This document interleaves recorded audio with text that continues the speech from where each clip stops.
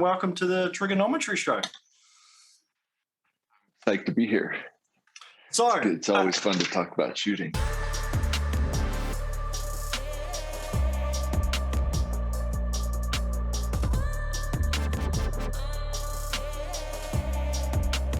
You said earlier you haven't been shooting much recently. Is that life getting in the way of shooting, or is that just needing a break, or what was the? Well, I'm not. I think a little bit of both. Yeah. I had been doing a lot of testing and shooting. I was involved in a kind of a TV show, and then I was able to take some of the testing that I had done and apply it. And then there was a natural break for me, at least with the events I was doing, to not really have anything front and center.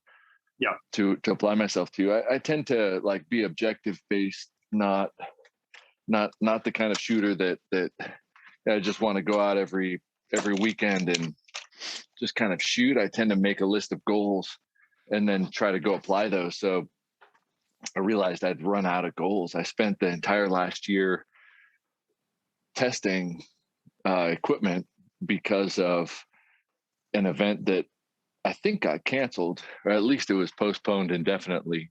So you're talking about Jacob's Assassin Way there? Is that correct? Yeah. Yeah. Okay. Yeah. So I'm not sure exactly when it happened, but a little over a year ago, an event was announced that is really in line with my skill sets in the field, and it was a month-long competition. And I thought, wow, this is really cool. It's going to test things that I've noticed have inconsistencies. And obviously somebody with experience like Jacob knows that if you take your rifle from one place to another, some shooters do well and some shooters don't. Mm-hmm. And I wanted to get to the bottom of, what equipment really can traverse all of these different biomes, and what rounds are going to perform consistently across these unknowns. And so I really just decided to commit to a year of testing equipment and testing everything that the shooting community as a whole kind of takes for granted. Yeah. Because I'm not a lifelong precision rifle shooter. I kind of stumbled into it a few years ago. And although I was shooting okay, I would either be repeating what I had read or repeating things that I had heard, but not because I had direct experience testing and confirming it. And I thought, wow, this is a good experience to document the testing and confirming or disproving some of the stuff that I had heard that I don't want to take for granted in the field. Yeah. And so I started to test that, and then we ran into COVID and continued to do that for a while, but then it was clear that was going to be postponed. And so I had the opportunity to shoot on a reality show called Surviving Man. And so I switched to shooting a little bit more carbine and pistol. And then because I had been testing bolt gun, bullets, loads, weights, barrels, and reticle ranging, the NRL launched a series of competitions that they're calling the Hunter. Mm-hmm. And that was more in line with what I had been doing. So I shot some of the Hunters, although I competed on, a number of NRL and PRS matches. I used those as outlets to test, to test some of the things that I had been doing. So I went in kind of not competitive. I went in shooting bullets really slow, shooting bullets really fast, to see what is it with pressure, and what is it with velocity, that, where are the limits. People here at least have been shooting, light bullets slower and slower. And so I started to, every match I went to, I slowed down the velocity of the bullet. And I got down, into the 2,500 feet per second range with 105s. Wow. Really slow. Yep. I had noticed that tracking hit percentage as the bullet slowed down, obviously the hit percentage decreased, but also where I was missing, rather than just missing from wind, So I was able to track, a decent hit percentage in the 2,800 feet per second. As that slowed, I started to miss more because of wind. And then as it slowed beyond that, I started to miss because of elevation also. Sure. And I thought that was, and if you plug it into a ballistics calculator, you might be able to predict that. But it's another thing going to a match and say, all right, I'm shooting at, 2580, and the range, and you shoot at it and you shoot over or under it. And you think, wow, that's really strange. And, and all the effects of a slow bullet. And then likewise, shooting at the upper end of that, blowing primers and having pressure issues and seeing what happens when your load is too hot really does, for me, reaffirm finding a little sweet spot for each caliber and staying in that sweet spot. So just, it's I mean, you're the way you've kind of approached and applied yourself to the shooting. I was going to ask, but you've said something that gave me another thought on it. I mean, you obviously, I see online you're involved in climbing as a sport and have been for a while, I'd say. Have you previously been involved with sports coaching as well? I'm just trying to.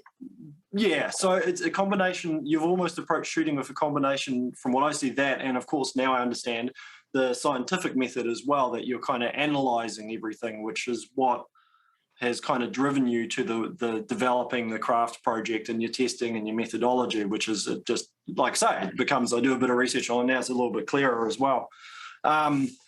I think it's interesting as well because guys, myself included, everybody, we start delving into our ballistic calculators and looking for these minute differences between adding more velocity and everything. And we sometimes kind of get lost in that and forget about the actual shooting side of it. And I love saying to guys when they go, hey, so New Zealand's bit different from the States, although I said it's changing a little bit over there. Suppressors for us are an unregulated item. So most guys hunting, I'd say most, will run a suppressor. It's quite common to see people with suppressors in New Zealand. And the question comes up, well, does my gun shoot the same if I take my suppressor off?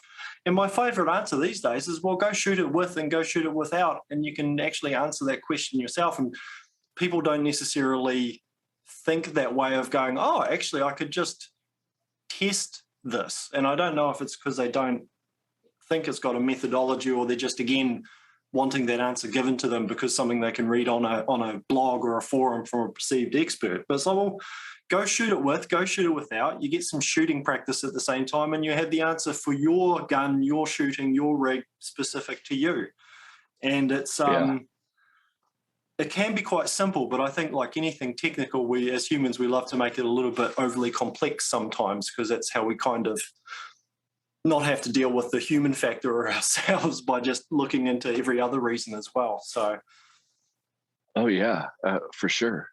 I think it's natural to ask before you think about it too much. I think everybody, I do the same thing. I'll ask somebody whose opinion I respect a question first before I go test it, just so that I kind of have left and right limits what's a realistic test. But I also like, because the range I shoot on, I see a law enforcement training there. And so I get to spend a lot of time watching. I'm not coaching them, but like a coach, and having coached in the past athletes, saying, oh wow, that raises a good question for me that then I could apply it to testing. Like, if I hold the rifle this way, or if I do this to it, or with the suppressors, I've shot suppressed and unsuppressed a lot. One of the people say, well, what's the difference? And some of it is kind of a subjective experience. Like, if you put a brake on and you shoot a rifle, to me, the impulse is very fast. And when I put a suppressor on, the impulse kind of slows down, but it lengthens it a little bit. And they say, well, so what's the difference? Well, it's hard to explain, but you'll feel the rifle shoot differently. It's not more or less. And then having the weight on the barrel will affect the size of the group that you could get potentially, but the only way you'll know that is if you shoot it on paper. And then there's a big shop here close to my house called Mile High Shooting Accessories, and they build a lot of the Accuracy International rifles for law enforcement departments, and they certify the builds that they make by shooting a group suppressed and a group unsuppressed, so they could also show the offset. Yep. And so I get to see tons of comparative group sizes based on having it suppressed. And so, some barrels, they're the same. Some barrels have less shift, and I think that experiencing that and seeing it firsthand helps kind of take away some of those questions. But that I think what people tend to ask more is how do I shoot better, and that question's pretty open-ended too, which led to the Kraft system, or the Kraft data targets that I put out a year ago, was trying to get to the bottom of the more generic question of, if I go to a match or if I have an objective, I need to shoot something, can I do it? Mm-hmm. And that's the generic question that you see online is, well, I want to do something. Will this work? And then the 10,000 answers of maybe, right? Yeah. And but yeah. And I think what was that. Yeah, I think what was awesome about the Kraft system and still is everyone loves to compare these tiny little groups that they've shot with their rifle on a bench with heavy bags, borderline basically shooting. And this is talking more the precision rifle world, but it translates to a lot of things. But I mean, essentially setting their rigs up as a bench rest gun and trying to remove themselves from it as well, which is it's a good test, a mechanical test of your system and the shooting and everything like that. But it misses a key element, which is, of course, ourselves, because we get ourselves around that gun, get it into any position other than the bench, and things change. And people have these issues where they've got this gun that shoots rounds on top of each other, but they're like, well, now I'm shooting off a wobbly barricade and I'm breathing heavy and everything. Why doesn't my gun shoot the same? And it's like, well, your measure is not overly relevant to your real world use. You've kind of isolated something and there's no that translation. So when I saw the Kraft come through, as a lot of guys I'm sure did, they're like, oh yeah, he's going to force us to actually shoot positional and give us to me, it gives you a figure that is a lot more true and representative of the firearm system, including yourself, the shooter. Yeah. I think that's true. And it's nothing new. It's kind of revisiting what people have been doing for a long time in other disciplines in shooting, but it's kind of saying that a lot of shooters, whether it's because they're new or they kind of lost track of what they're trying to do, have forgotten that we have a big influence on the system. Mm-hmm. and that our ability and knowledge of that needs to be studied and looked at from a practical standpoint, not just a mechanical standpoint. So like what you mentioned, if somebody buys a gun and they say, well, this shoots, right,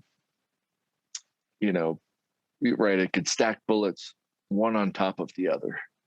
And I think, wow, that's a great system. But unless you plan on shooting it from that position for the life of the rifle, it doesn't say much other than, great, you've got a nice rifle.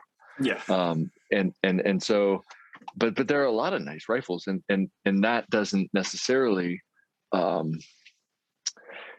think it'd be easy to kind of go off on tangents, but a nice shooting rifle at some point, price tags get attached to them and name recognition. And it's like, wow, all of a sudden there's no connection to what makes something nice.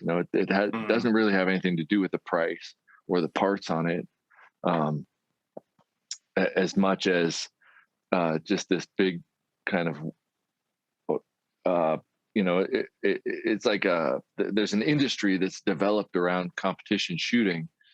you know, it's almost like a self-licking ice cream cone, and that like it doesn't, we don't get outside of that community, and within the community there's people that build all the parts and you know, say, okay, well, I built this cool bag or I built this cool plate, let's make a competition stage that needs it.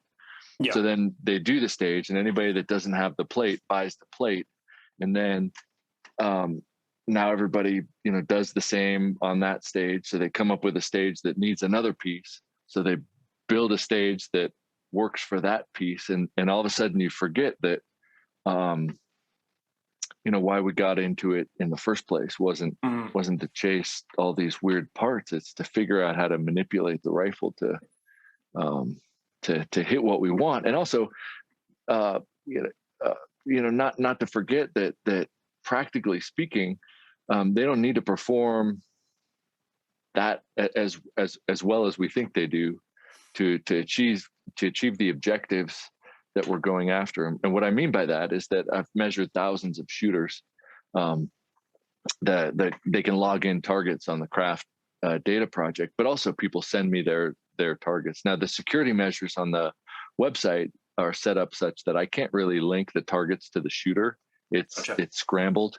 And you know, that was done on purpose for security, so that people can't get in and hack it and find out, you know, who shot what target. But when somebody sends me a picture of their target, and a lot of good shooters say, hey, how's this compare? And so I put those aside, because I tell them, like, well, I can't really compare it to anything but averages. You know, I can see targets, but I can't tell whose they are. So, you know, I put them aside, and I think, okay, I'll put them in a folder, and the more I get, but you know, at least a dozen national PRS winners have shared their targets with me, and I could say, you know, that might not be a huge sample size, but let's say a dozen shooters that have got a first place. They're performing at about 1.5, 1.6 MOA for 4 positions. And not stressed, just, you know, put a bag on a standing prop, put a bag on a kneeling, put a bag on a seated or low kneeling or something, and then put a bag down prone. And over those 12 shots, what I'm seeing is about a 1.5, 1.6 MOA pattern. And so what that tells me is that, you know, if you could shoot 1.5 MOA, then you're shooting well enough to win a PRS. So that there's other skills involved, you know, wind and consistency and having your ballistics. You're comfortable enough with your system overall that you can perform at that level. And so the hit percentage is being in the low 90%. The target sizes obviously are probably a little bit larger than 1.5 MOA from you know, the combination of positions. Now, prone, they'll probably shoot smaller. They'll be more comfortable shooting a smaller target. But I, you know, I shoot better standing from a tripod than I do prone more consistently. So I think that just comes down to what you practice the most. But I can say for sure that if I gave shooters unknown positions and a variety of target sizes, that those shooters are largely shooting, you know, in the 1.5 MOA. So they don't, you know, the take home message there is you don't necessarily need a rifle that shoots 1/4 of an inch. You need to be able to shoot to be able to shoot it under 2 inches consistently. Yeah. And some people might roll their eyes at that, but once you go through the Kraft, you know, I've got the target here, and once you go through the Kraft target, and you realize that it doesn't discriminate necessarily between group size as much as you know, distance from your aim point. Yeah. And the consistency of being able to shoot relative to your aim point, which is what matters. And you know, if you get shooters that have been around for a long time, there's often the definitions that you see, the precision versus accuracy as definitions, and they'll say, well, that's just precision versus accuracy, but they go hand in hand. And when you aim at a aim point and you produce, you know, a 5-shot group that's 1 hole, but it's an inch off of your aim point, that's a 2 MOA shot. Yeah. Right. So, Yes, yeah. And I think that's what is important under what I like with the craft. So for people who are listening who, because we've kind of, or I've assumed and we've skipped a few things. So the craft test is 12 shots, essentially going through the 4 positions, 1 shot at each position, and then cycling that, I'm going to get my maths right, 3 times. So shooting, kneeling, sitting, prone, shooting, kneeling, sitting, prone, 4 times until you've got basically 12 impacts on the bit of paper. So the figure that you get being 1.5, 2 MOA, whatever it is basically representative of your ability to shoot that system, pretty much independent of whatever position or setup you might find yourself in. So it's sort of a figure where if I'm taking a shot at that target, whether I'm told to do it prone or standing or off a boulder or whatever it is, I know that I'm within reason going to be able to shoot within that figure. So it removes this whole bench rest shooting element of it and gives you an actual figure that's much more representative of the whole system themselves.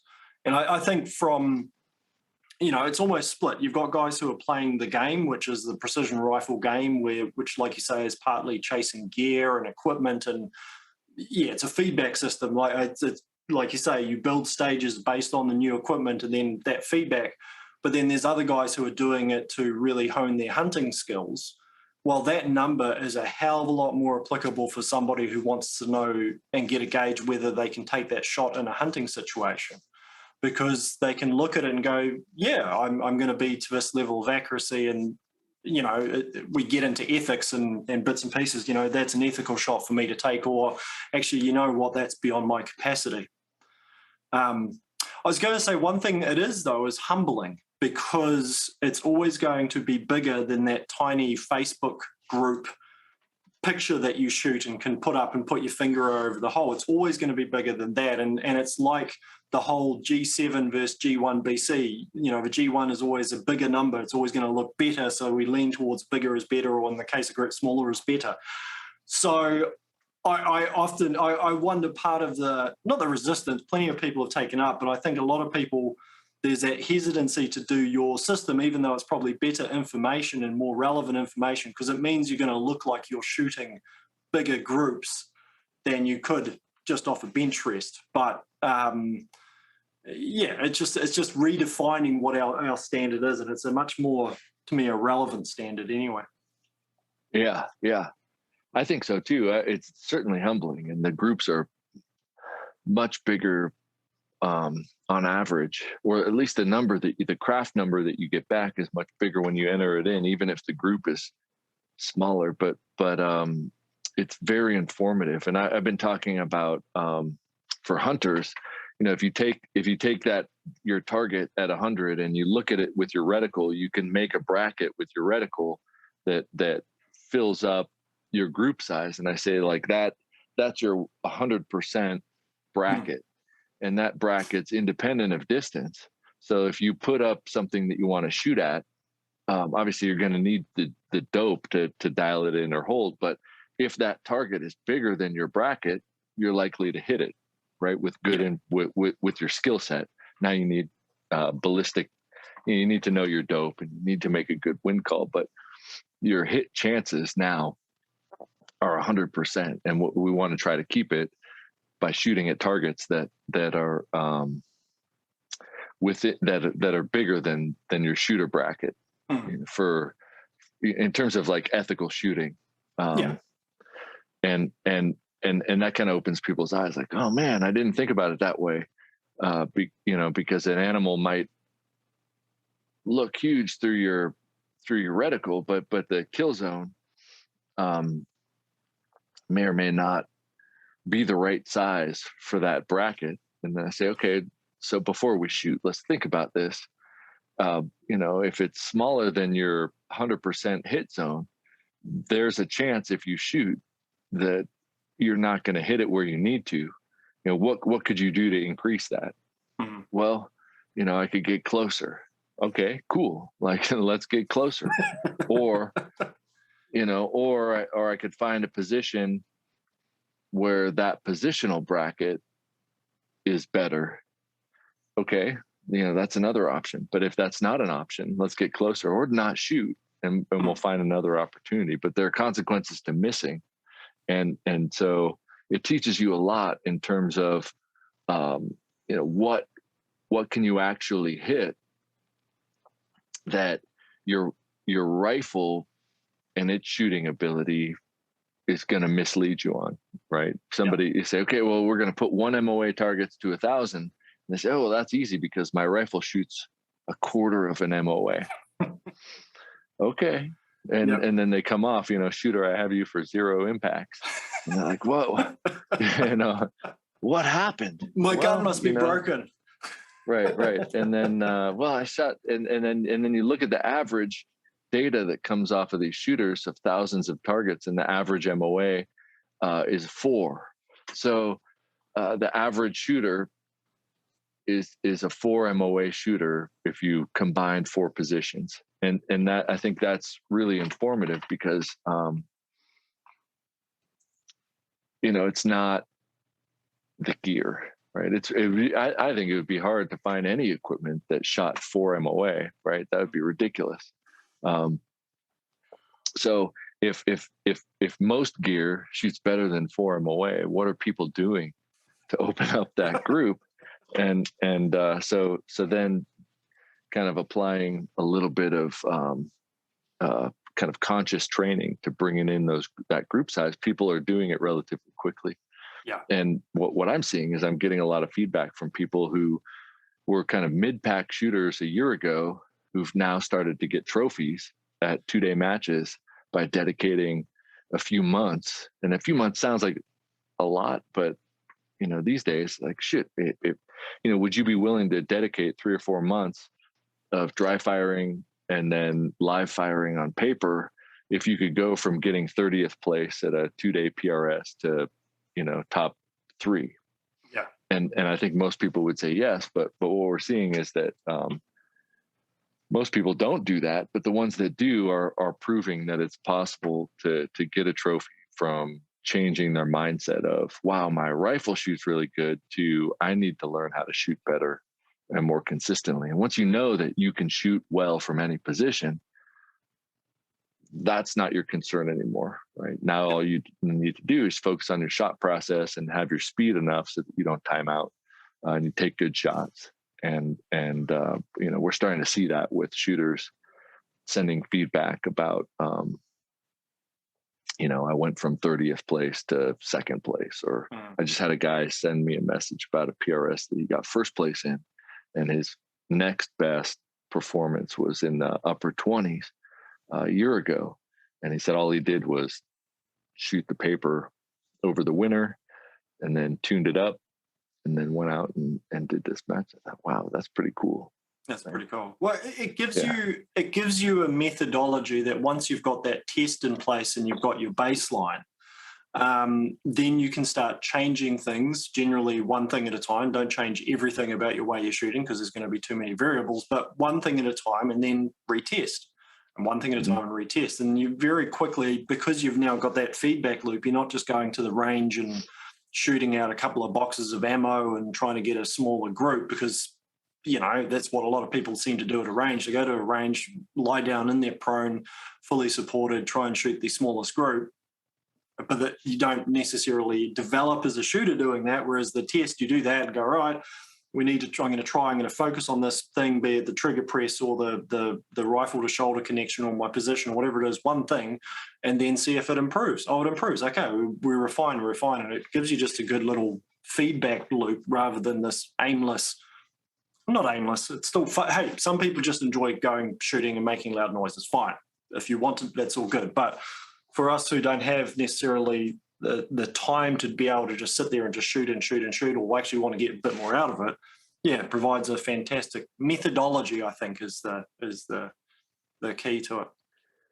Yeah. And then if you take, I think the trick is you say, okay, well, you might have 1 or 2 of the positions down, but the other 1 or 2 or different heights or something like that tends to throw you for a loop. So then you start to dissect that some more. And so like on the site, the site's free. You get on and you can log your data. And some people complain that the dots are too big because they want to be able to split hairs in the thousandths of an inch of their group size. The reason they're big is because I don't think it matters that much when we're talking about, we're talking about inches, not fractions of an inch that are going to make a big difference. But also, but people can log them over time. And so you can see if your training is actually producing results over time, which they should. And so, but there is a subscription element that we try to take that data and suggest, wow, you're shooting to the left. Well, here's a few things that shooters do that causes those shots to go to the left. And so then we try to isolate that stuff and say, here's some advice that might work. And shots to the left, sometimes they're, if people like to get sideways on their rifle, and if the rifle slips on their shoulder or their clavicle, depending on where they put the buttstock of the rifle, if you're bladed off to the right, it's gonna slip a little bit, and you're gonna get some deviation to the left. And it only takes a fraction of an inch to have that bullet at 100 yards go, significantly to the left. And if you push too hard, it could go the other way, or if their hands on one side of the rifle will jump off away from that point of contact. And so we're trying to use the same methodology to isolate causes for bullets to go, up, down, left, right. And then when they enter those targets, the computer's able to say, oh, I noticed that, 3 of the 12 shots are in this quadrant. And that tends to be from these 3 or 4 things. Now, when you go next time, be mindful not to do one of those elements and see if the shot comes back towards center. And so then we you could do that on your own, but that's where the subscription stuff comes in. Or it says, based on your targetry, here's the predicted hit percentage that we would expect to see on targets of a certain size. Or what we're adding right now for hunters is ethical hunting ranges. Yeah. Say if you shoot 3 MOA and you're shooting at a deer, here's you could shoot to this distance ethically, maximum ethical distance. And so, it's, to something I was just to refer back to something you were saying before, is those difference in positions. It's something I've noticed because I'm basically locked at home at the moment. It's been mainly dry fire here. And it was something because of dry fire and getting to focus on body position, I've realized that prone is one thing, but as soon as I get up onto a tripod and set everything up nice and square, and then you reach forward to grab the side of the tripod, well, instinctively you also twist a bit. So now you've exactly that blading off. So it's like, well, hang on a moment, I've just shifted. If I didn't think about it, I'd still feel I was equally square, but I'm not. I've actually just pushed myself around. So it's like, hang on, I need to move my butt and everything to get. So I'm still square and can, if I want to hold the tripod, I'm not now blading or twisting out. And if you don't have it'd be very easy to just do that and shoot it and not notice these little things, but it's just slowing things down and going, okay. And yeah, exactly that. I'm left-handed, so it'd be off to the right logically, but it'd be the same thing. It'll be that little shift, and it's until you isolate those things that you don't necessarily notice it. That was one of my questions for you, which answers it with the subscription. Is just that feedback then, and that coaching you can then get and go, okay, we can see that you've basically got I don't know if I'd call it a zero offset, but there's an offset in that position. Here's things that you can do to fix it. So. One question I was going to ask, so you're basically of the belief that most things in those offsets can be corrected through technique? It's not, I saw in the early days, I think Frank, when he first did your test, decided to game it like Frank does and figured the zero offset for all of those different positions and just corrected and shot for them, which is valid and is one way around it. But you're finding through you're analyzing the results and guys coming in that it's actually something that can also be corrected just by sorting out your position and fundamentals? Oh, for sure. I believe that 100%. And I shoot with Frank a lot, and he's awesome. And it's great to be able to bounce ideas and show it. But, if I always shoot, an inch left kneeling, but I'm working on it, I might be able to say like, well, because I shoot left, this shot, I'm going to hedge my bets towards my tendency. That's saying, knowing how you shoot right now, that's a cool strategy, but it's just a trick in the moment. It's not necessarily making you a better shooter. So there's certainly things that you could do now to hedge bets in your favor, but that's not going to be the same thing as training for long-term performance. And what I would expect from any shooter is that over time, all of their positional shooting will come together into a small group that ideally, will be the same size as any other position. And that takes a lot of work, a lot of mindful work. But if some shooters, when they shoot standing, they'll get vertical displacement because they're not putting it in the same place on their shoulders. Being upright versus being down, you can get inconsistent anchoring of the buttstock. Yeah. And you could kind of hedge that in your favor, but how do you know if you do it right? Well, I guess there's no wrong or right, but let's say I 3 out of 4 shots kneeling go left, and one of those 4 goes center compared to my other shots. How do I know which one it was? So now you add distance where wind comes in, and we can't train wind the same way, but you say, okay, well, you just missed off the left edge. Was it one of your left shots, or was it your right shot? So then you make that correction and you shoot off the right edge. Well, now, you could say, well, it's likely you had a left shot that went off the left and you corrected for that left shot and made a center shot. But now, because of that correction, you shot off the right. I want to be able to get feedback that's consistent with how I shoot. So now when I make wind calls, it's based off of my bracket. And if I hold up on a target, the traditional kind of explanation, at least the one that I've heard a lot, is, when you shoot and you miss off of a side of a target and you see your impact, let's say you missed right off the right edge of a target. And somebody says, oh man, it was a 10th off the right edge. Well, you're going to add a 10th plus half the width of the target. So if the target's 6/10 wide, some people will correct 1/10, right? But that'll just bring you to the edge of the target. Yeah. And so the traditional thing would be to add, go 4/10 to the left, which is half the target width plus how much you were off the plate. That's going to put you right on the target. But that's assuming that you're putting every shot in the same spot. And if your shooter bracket is bigger than the target and you miss right off that edge, your next shot doing the exact same thing might be an impact, because, you just, statistically speaking, that bell curve is somewhere out there. Yep. And is it really there? I don't know. And so if the target's very small, I don't know what the right answer is, but based on your knowledge of your shooting ability, plus being able to compare those brackets very quickly, you can increase your hit probability of a second round substantially. And it takes a while to retrain that thought process. But I noticed that for me anyway, my hit percentage has increased considering my shot bracket.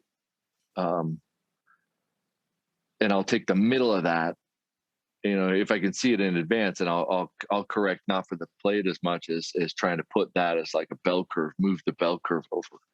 And that's something that I'm still working on, but it's definitely increased my hit percentage. But I think that it's worth thinking about, like, okay, well, if you can't even shoot the size of the target, you might not want to make that big of a correction until you get a shot or two off, because it could just be that, that's where the bullet went and you're shooting at something too small. Well, it's a similar concept in some ways to the guys who will try and zero a rifle by shooting around, adjusting, shooting around, adjusting, shooting around, adjusting. And then you say to them, well, can you just shoot 3 to 5 rounds and show me what your group size is? And then you kind of show them, it's like, well, at the moment, especially newer guys or guys who hunt and only shoot a box of ammo a year, it's like, well, you shoot 2 MOA groups. and you're just moving that, that area around the zero. So if you're just going to shoot and adjust, you're never going to find the zero, because you need to get that average and get an idea of what's going on there. And what you've been doing reminds me in some ways in a much more practical concept of, like I do for some companies who are doing pest control and bits and pieces. I've done some applied ballistics, WES or weapon employment zone modeling. So we could again establish an ethical distance or a functional distance with that system, that shooter, that environment. But of course, you can account for sort of the system size in that as well. But that then just gives you an idea of your hit probability. And Cold War do it with I think they call it the error budget. I forget the term of it. But again, what you're doing is but with a very practical application without having to necessarily use computer modeling. You're just based on your actual shooting. So it's a lot more real world, I suppose. Yeah, but I think that's something that, it's nothing new, and weapon employment zone data and the computer modeling is amazing. I think that it's all kind of pointing to the same practical understanding of, the media feeds us a perception, and that perception isn't reality. Uh-huh. And you see the reality as soon as you go to a match, where you're seeing, high sample size shooting, and you watch a shooter. Oh, I missed left, I missed right. How come I didn't hit these? Or wow, and then you think about it practically. Well, I don't know these shooters, and I don't know anything about it. But based on the data that I've seen, most shooters, statistically speaking, are going to miss these targets no matter how good their win call is, because they shoot groups bigger than the size of the targets. So I don't really want to base my, I'm not going to make a win call based off of a shooter I don't know, because chances are their expectations are much different than mine. Uh-huh. So I stopped watching other shooters in terms of trying to get data from them, but then watching what they do and how they respond to it, it's pretty clear that people expect their rifles to perform in a match the way that they performed when they were load developing on a bench, and that there's a disconnect there. And then arguing about calibers, I think if you could show people weapon employment zones and how, as velocity decreases, those group size open up laterally with wind, but also vertically in a way that you say, well, there's ideal ranges and zones for different calibers, bullet weights, velocities, that is probably more important than, how much recoil do they actually have, and other stuff like, oh, well, what reticle are you shooting? Well, I don't know that matters as much as the fact that you're shooting something that isn't practical to shoot here, or I think I think there's probably a logical sequence of question and answer out there, and that logical sequence kind of gets interrupted by social media a little bit. I often warn people about building their rig or designing everything about the extreme of a usage case. So a lot of guys want to build their long range rigs based on that 1 kilometer. I'm a metric land, the 1 kilometer shot. So they're doing all the ballistic analysis and comparing different projectiles and velocities and ES or SD spreads at 1 kilometer. And then you start talking to them and going, okay, well, what's the competition? What's the usage for it? Okay, you do realize your average distance for that is 500 or 600 meters at that competition. So why are you optimizing a 1K rig where what you're actually going to be shooting is mostly this? You might have a stage array target that's out there, but you've now, a rig designed for that not quite ELR, but that sort of distance is different to what you do that. And when I built my main competition rig, if people ask, I'm like, I'm optimizing it for 600 or 700 meters. I'm not designing it for a 1 kilometer plus gun. Yes, it'll shoot that, and yes, it'll do it. But everything I'm focusing on is for for that particular rifle was that's on average in the North Island of New Zealand at the events we shoot at, that is what we're often shooting at. And it's different from that monster rig I would build if most of the shots were over a kilometre. It'd be very different. But I wouldn't want to be carrying that around the hills and shooting it because of weight and other bits and pieces. And, so the challenge is we get into the minutiae of this and forget what our intention, the initial intent, or what the actual usage is of it. Either super heavy rigs, super light rigs, or stuff that's just not, and if you keep the intent in the forefront of your mind, then a lot of the other answers come clearer. But if you don't have that, you just kind of follow whatever the latest trend is going to be. Yeah. But then who do you, listening, then you run into the trouble of, well, who has a practical grasp of that? Because there's always the person that came out of the military that says, well, my 308 works perfect. And it's like, well, it totally does. But competitively speaking, the weapon employment zone of that doesn't work the way that you think it does. Or there's somebody that, you could shoot a 22. I've seen on social media, there's plenty of pictures now of people that shoot their 22s to 1,000, right? They're pretty big plates, but just because you can doesn't mean that it's going to work the way you want it. I saw something this morning just as I was sort of getting ready for this, and it was an article where I think Whidden, is it John Whidden, I think, has built a 223 that has, and the term or the phrase was something along the lines is ballistically the same as the 308s in his competition. I'm like, hang on, a 223 is not the same as a 308 ballistically. Well, that doesn't quite make sense, but he's winning comps with it, and we all know that, people win comps with lower caliber guns, but then you kind of clicked into that article and read some details and realized they were talking about Palmer. And in Palmer, the 308s are limited to a 156 grain projectile. So suddenly you're comparing a 223 to a 308 that's shooting a maximum of 156 grain. You're like, oh, okay, now it makes more sense that could be closer ballistically because of what he's done. So it's very easy for people reading the headlines or reading the summary of an article to get the wrong idea and go, oh, okay, well now in this case, 223 is doing everything a 308 can. It's like, well, yeah, if we're talking in a particular competition with a particular set of rules, then yes, in that case, they have managed to do that.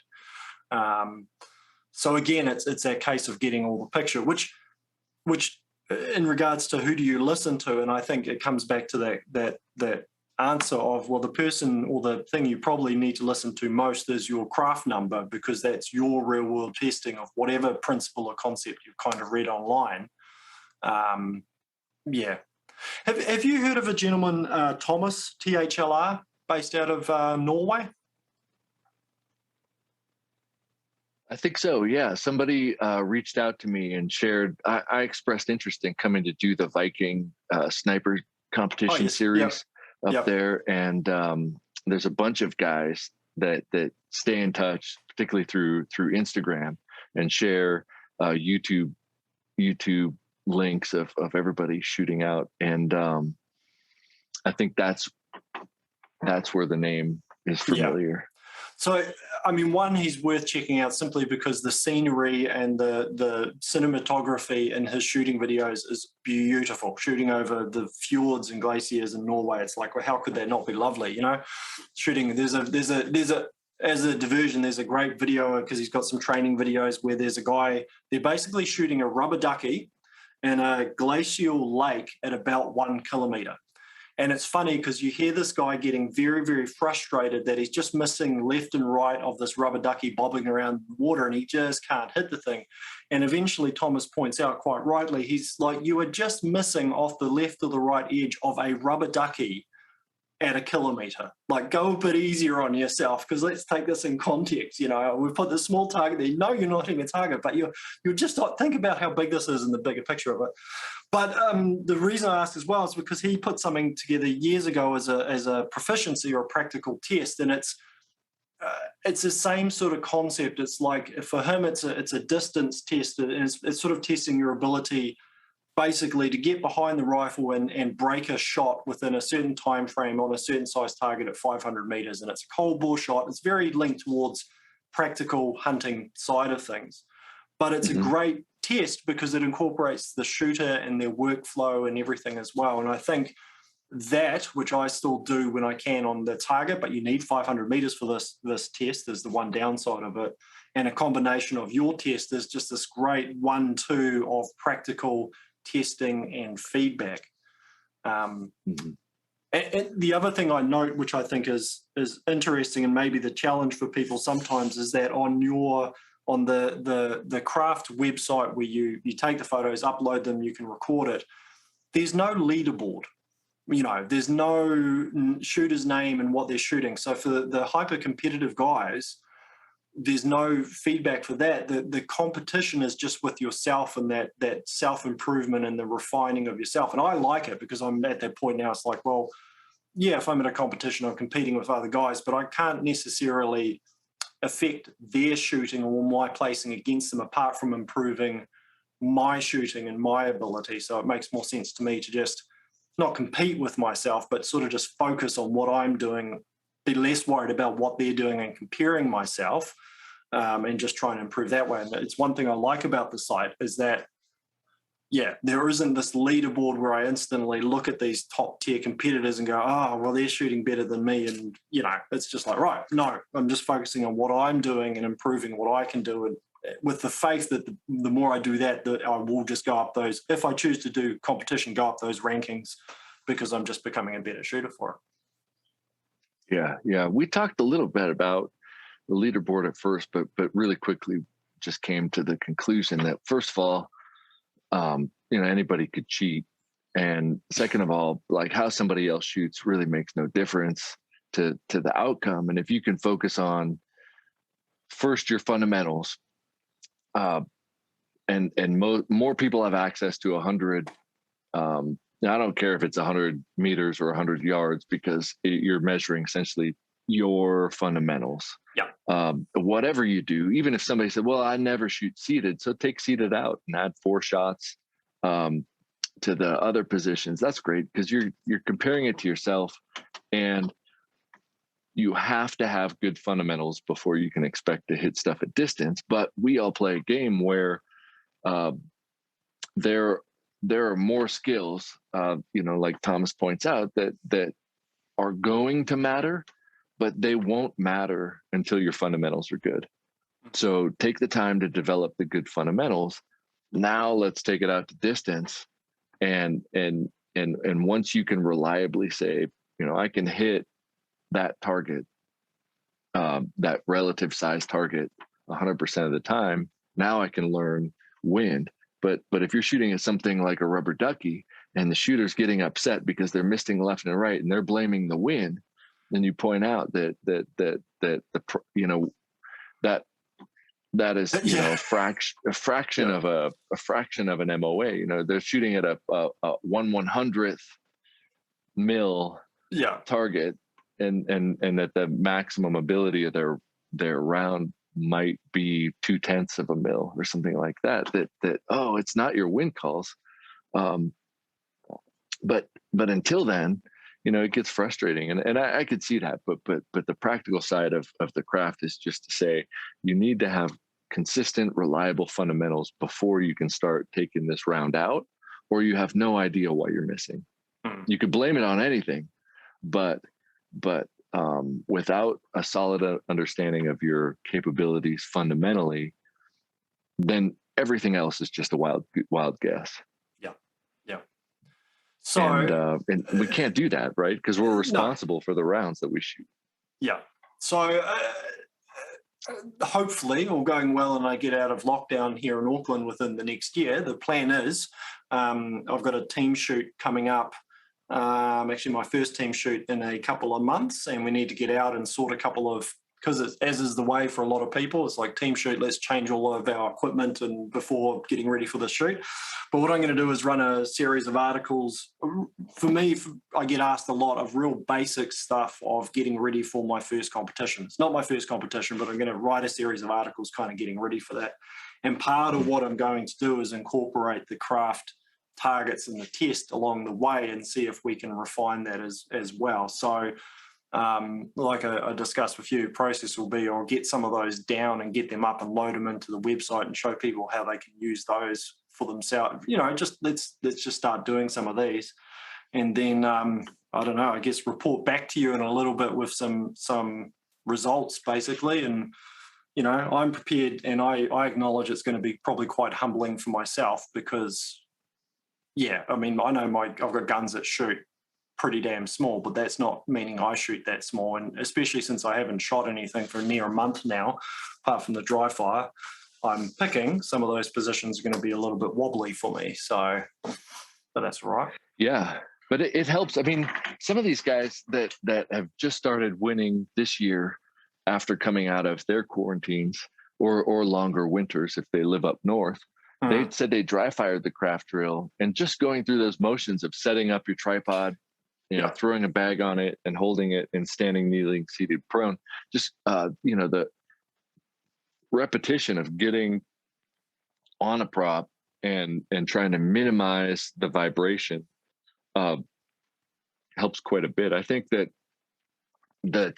I just got a trigger cam, so I haven't been able to play around with it a ton, but you see differences in people's ability to control the stability of their reticle, and I think that that's a something that the dry fire in those alternate positions, just build and break and make sure that and I'm going to try to put out some videos with my trigger cam, but Phil Vallejo puts a lot out with his, and people always comment that his reticle is stable on the target, and I think, it should be, right? Like, figure out what you can do so that the reticle is stable on the target. Don't try to time it. Make it stop and break that shot. And then Jacob Bynum has some good videos of dry fire with a trigger cam where just those microscopic vibrations of the reticle can be eliminated, and that's, I tried some of it. I got frustrated thinking, God, this is maddening. But those good, man, but that pays huge dividends too. So I'm coaching. So there's two guys that are kind of new, and they're doing some team matches. And I was coaching them, and I'm trying to get them to do craft drills and understanding their tendencies, so that here a lot of the team matches are they're not fixed positions as much as fixed zones. So you could say, this is my best position. I'm going to try to find if I shoot a way to do that. Find a way to do it, and then be comfortable setting up, breaking, and then moving your stuff, and getting that efficiency plays into it also. And man, I love that. Just thinking about how to break down a stage or break down a shot into the elements that you can control, and then knowing your ability, that gives you so much more room to play, and it gives you an idea of how to fix all of the little errors, rather than just saying, man, I got my butt kicked, I'm not sure what happened. You kind of go into it with that knowledge of I know exactly what to do. Well, the thing is as well, I was going to say with with your test, the craft test, is it's not only going to result in some good data for you, but it's basically also a good practice drill, because you are, like you say, basically breaking position and rebuilding position every time you change those positions. And it's something I'll say to guys who maybe can go down to the local range, which is 100 meters, and everyone shoots pro. And I'm like, well, look, at a bare minimum, will you please start shooting, once you know your gun is zeroed and you just want to shoot groups? Well, shoot a target, stand up, shake yourself off, get behind your rifle again, shoot a target, stand up, shake yourself off, and at least break and rebuild position between that, because at least now you're actually practicing something in there. And also for them, because it's probably unsaid, but I'm aware of it, for them to do that, it also looks pretty innocuous. You're just kind of standing up and doing the thing, but you're breaking position. You don't need to kind of stand up, do 3 burpees and some star jumps, and then get behind your rifle and have everyone else, all the other hunters on the shooting line, looking at you going, what is this, tactical Timmy up here doing? Which is probably an unsaid thing that I think some hunters getting into this sometimes look at and go, what are these guys up to? It's So I don't care at this point anyway. I'll do some pretty weird looking stuff on the range, but yeah, breaking position, rebuilding, you're kind of developing, getting into those positions, checking your natural point of aim and all these other things we need to be doing. And you don't do that if you just lie there behind the rifle and change nothing between each shot. Sure, you might get a smaller group out of the result of it, but again, it's not real world practical applications. Yeah, you're misleading yourself, and I think that has to stop, right? You can't go for the best possible, fraction of a chance that you could do this. You need to know, like, the consistency and the kind of law of averages is where I think you should be. You can't wake up one day and think, wow, I'm just going to be great today.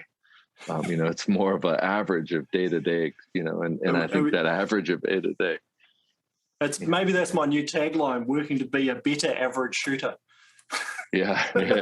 I have a friend. I have a friend here, Justin, who just put out a shirt, and it's the mid-pack mafia, and then the tagline is second to some. And I think that's pretty cool. But going back to what you're saying, one thing that I think helped me a lot in doing all this, because we do have a stress number, but I don't push that as much. And it's mostly just, it's not so much just, it's mostly to show you how you're being inefficient, but probably the best way to figure out what you're doing that you could eliminate and not change anything except for speed is just to film yourself go through the 4 positions and not try to rush, but let's say standing, kneeling, seated, prone is one stage, and don't rush at all, but have somebody hold their camera or phone and film you and say, okay, I'm going to start standing. All right. I set it up, shoot, and then go to kneeling, go to seated, go to prone, and then watch that video. And if you could speed it up or even I sped it up and reversed it. And I thought, oh my gosh, what am I doing? Like all of this unnecessary movement and all of this weird fiddling. And I thought, wow, if I take that stuff out, my time's going to get cut in half. So I figured out how to do that. And then all of a sudden, my groups didn't change at first, but the time I was able to get through it did by just removing unnecessary movements. Yes. And then you start to realize, like, okay, well, in doing that, how can I optimize my position? And then when you watch good shooters, you think, wow, they've cut out all that unnecessary movement. And it looks like they're moving slow because they are, but they're not fiddling with stuff. Yeah. They just put the rifle down, get behind it. They know they're in a good position, close the bolt, shoot. And that video, it takes a minute. Yeah. And you watch that over and over again and think, well, oh my gosh, I need to change this and this and this and this and this. And in changing some of that, it takes out some of the habits that we have that cause bad positions anyway. I think that optimizing movement a lot of times optimizes your body position for a good shot. I think there's a lot of easy gains at a real base level to be made just by observing and removing the dawdling between different positions. And that's that you'll watch people will shoot because moving from one point to another, and it's not speeding up the shooting, it's just speeding up the process getting ready to go back into that shooting mode again. It's those we used to do it with IPSC pistol shooting. They're like, we don't want you to start by just trying to rush your shots, because all that's going to do is make you shoot worse and get out of the zone. But why don't you just, instead of walking from position A to position B, why don't you shuffle a little bit quicker? Because it's a very simple, logical way to actually speed up, and not a full-on sprint. You get there eventually, but just moving from position A to position B, like you say, removing the unneeded stuff in the middle, like looking over at your teammate and checking how the last shot was and getting a nod that everything's going, and just getting into position, doing what you need to do. And it seems to be a very simple way of just intent and focusing, and like you say, that with that, often that intent just then gets you in the zone and then helps with the actual shooting as well. But it's not always a case of shooting faster, it's a case of getting ready to shoot faster, which It's the difference between slowly, as maybe we're not as fit as we used to be, or as stretchy as we used to be, taking a little while to get into that position, say prone, versus dropping down basically into a burpee or a push-up and getting behind the rifle real quick, and then having that little bit longer to actually, get into a proper position, so that's my one secret is decent knee pads in the pants, I think is probably one of the secrets as well, because I don't have to think too hard about dropping down on a hard surface. Yeah, we have a lot of cactus here, so I've gotten pretty cautious about flopping down without looking. We're on farm, so we generally just have cow shit, basically. That's probably one of the biggest threats we have in a lot of the field shoots. So it's entertaining. At the end of a shoot, you can see everyone's kind of just been sliding and running, and there's some pretty nasty stains on some trousers and elbows and stuff floating around. Nice. So nice. Yeah, so man,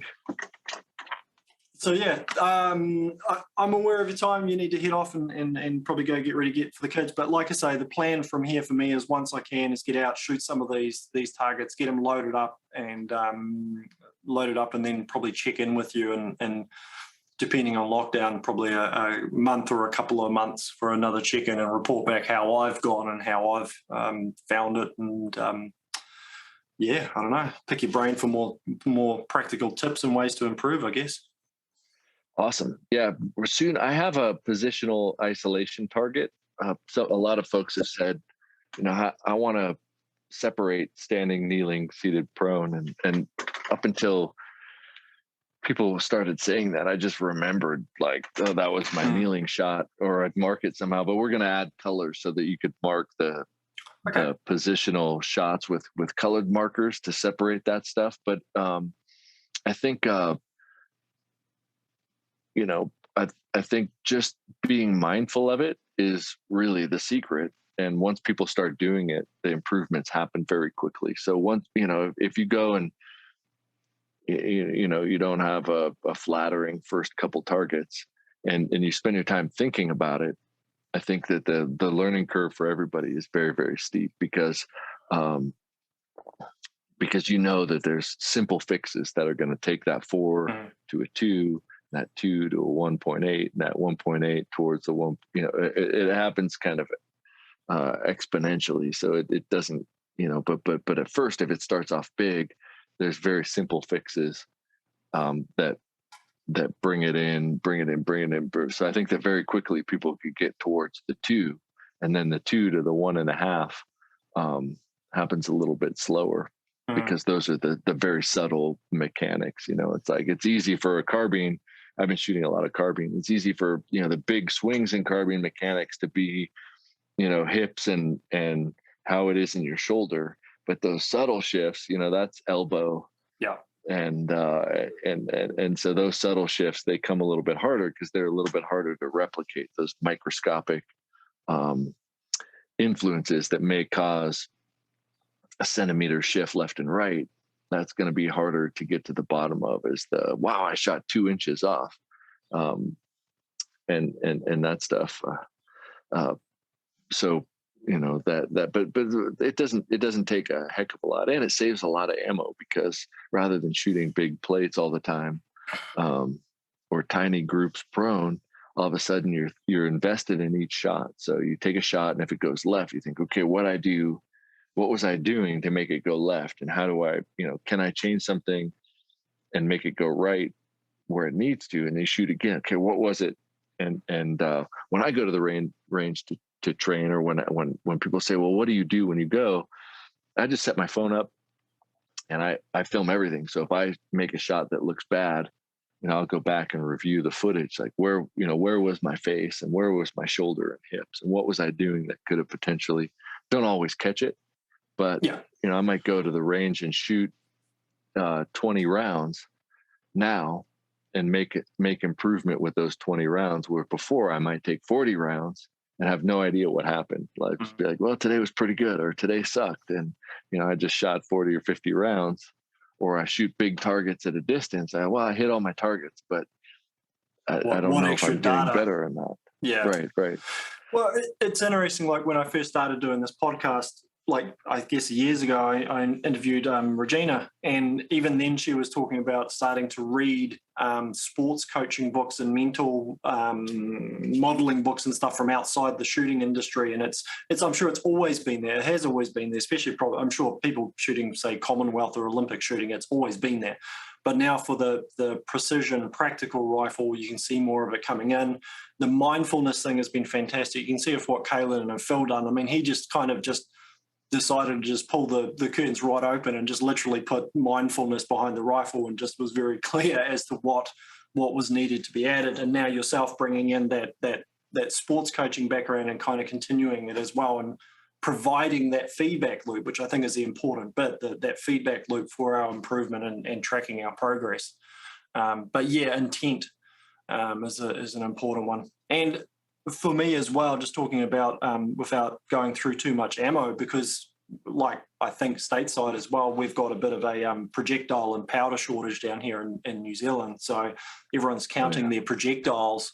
So realistically, I'll probably do a lot of the tests and a lot of the practice with the 22, and then maybe run some of it, I hate the idea of it, but the practice load versus the actual competition load for my gun with the cheaper projectiles I've got bulk of.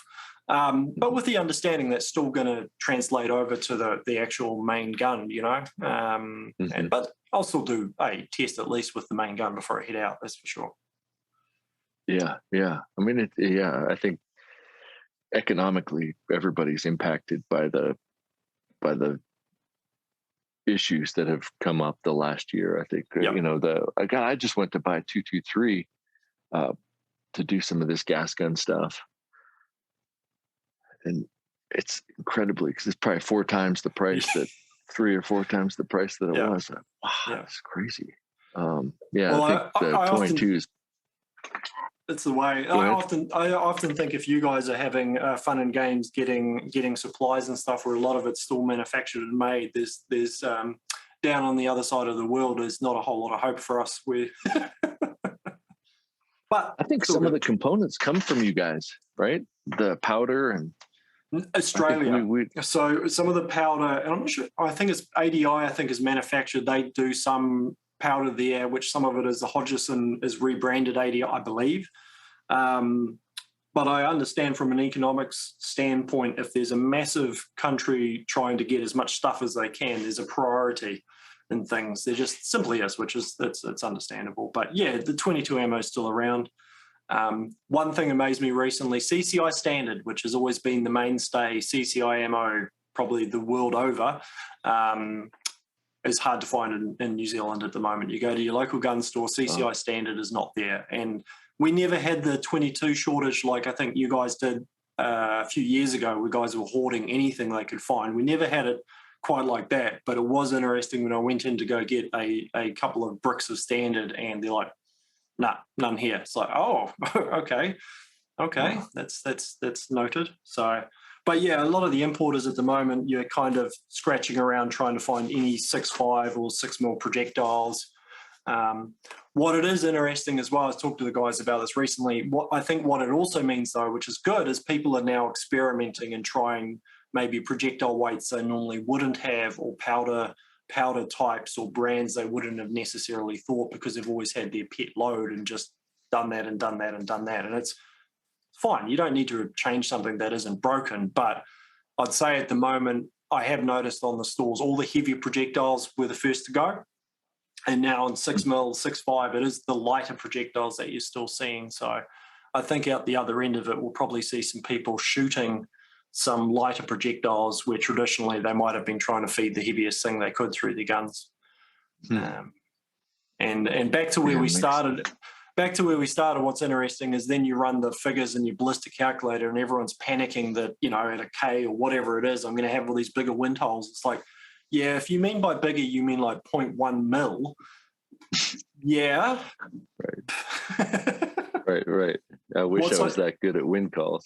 Well, yeah, exactly. It's lost them in noise. And then with this craft number, you're like, well, what's your craft number? How's that compared to that 0.1 difference between your projectile choice? Is it, are you spending your time wisely into what you're trying to improve? But, that's human nature. If we can if we can try and use our intelligence to work ourselves around a problem, we like to do that probably more than just going out and doing the practice and the training sometimes. Yeah, yeah. I have noticed with the 22 shooters, I told them at first to do it at 50 yards. Yeah. Same thing with, you know, or you could do 50 meters. And same with carbine. But there's a big difference I've seen with how 22 shooters are grouping.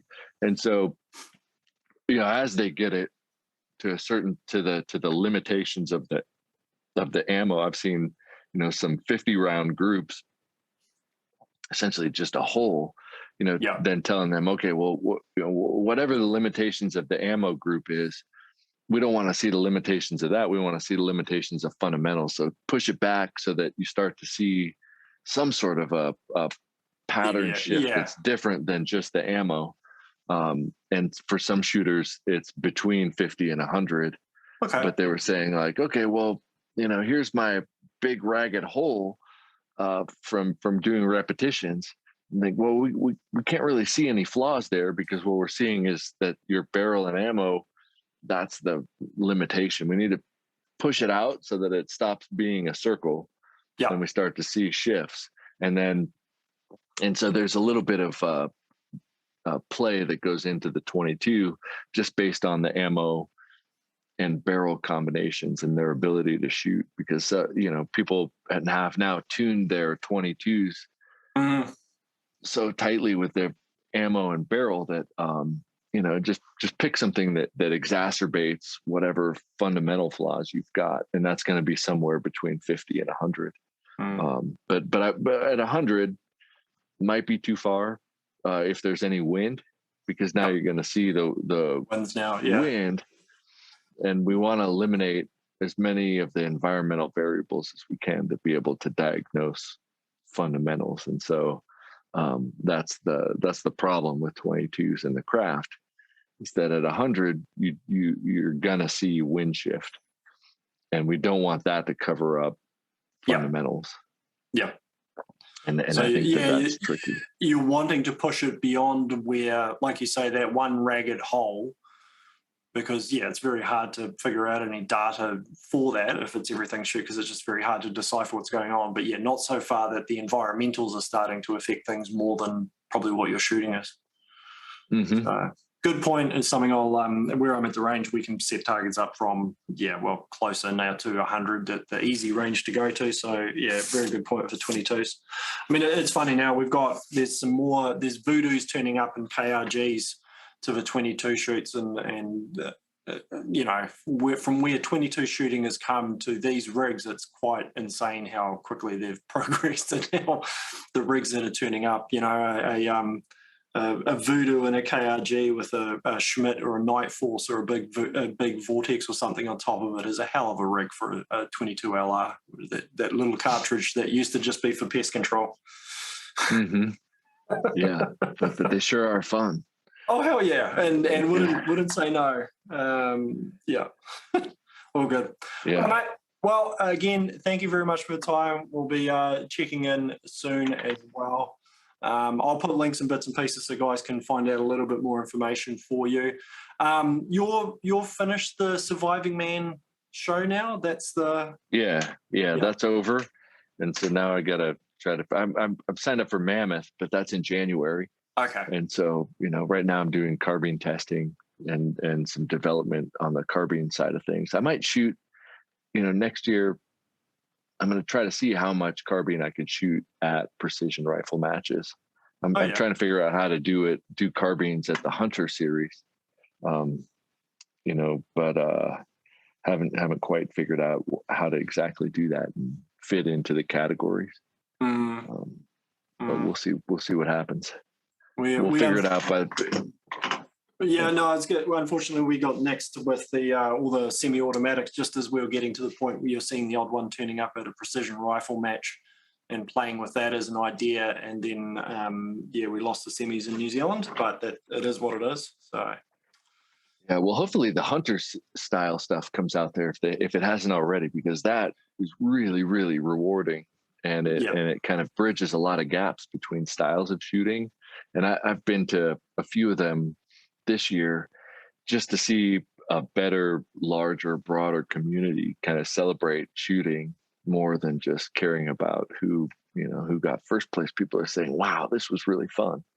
And some of that is because, you're moving and shooting the whole time.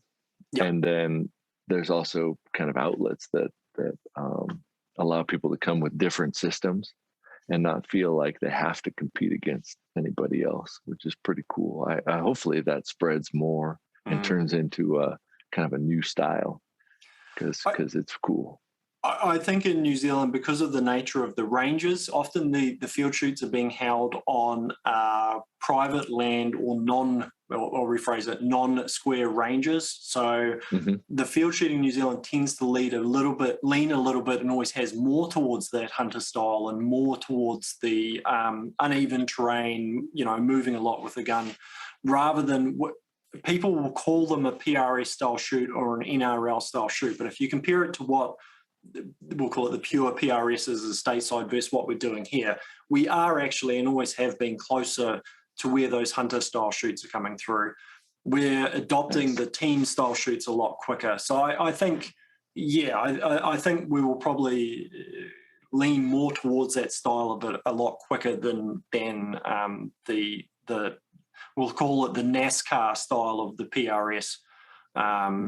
Which is good. There's a very big practical backing. A lot of the match directors here have always had in their heads that it needs to be, where's the practical application, where's the practical side of things. So, which means it was interesting. Things like tripods got poo-pooed for a long time until people started going, you know what, that's actually probably quite useful in the field.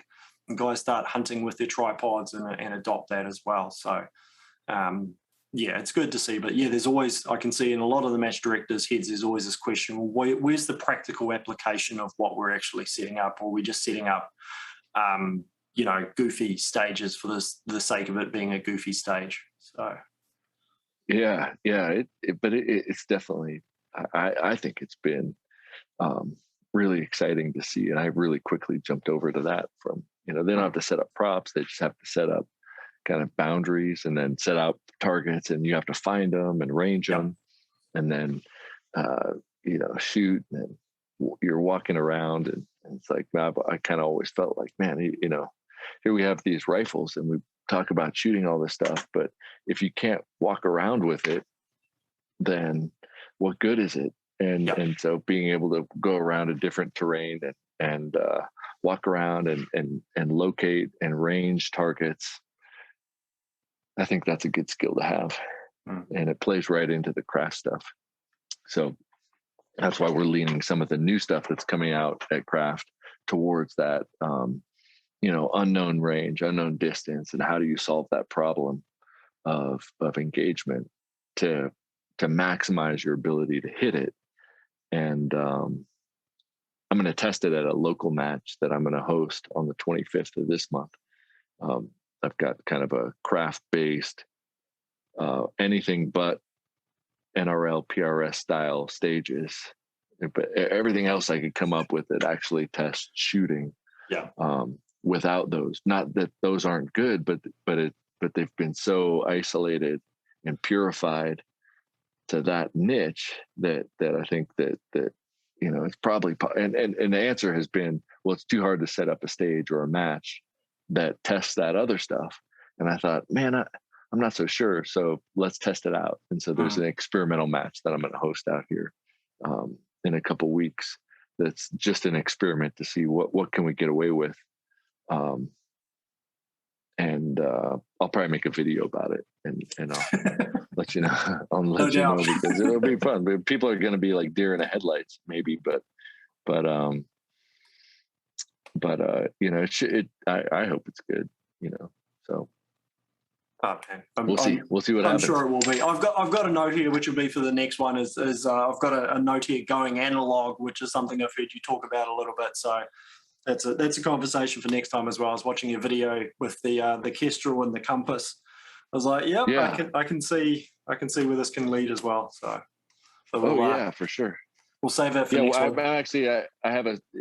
I have one of the stages is, won't give anything away, but I've got these unusually shaped targets, and I won't have a range, and they can't use a rangefinder, and they can't mill it. So what do? They're going to have to walk their bullets in, and if they have good data, when they make an impact, they could tell me how far away it is, and so they'll be scored based on their ability to use their hard data to tell me what the range was based on their impacts.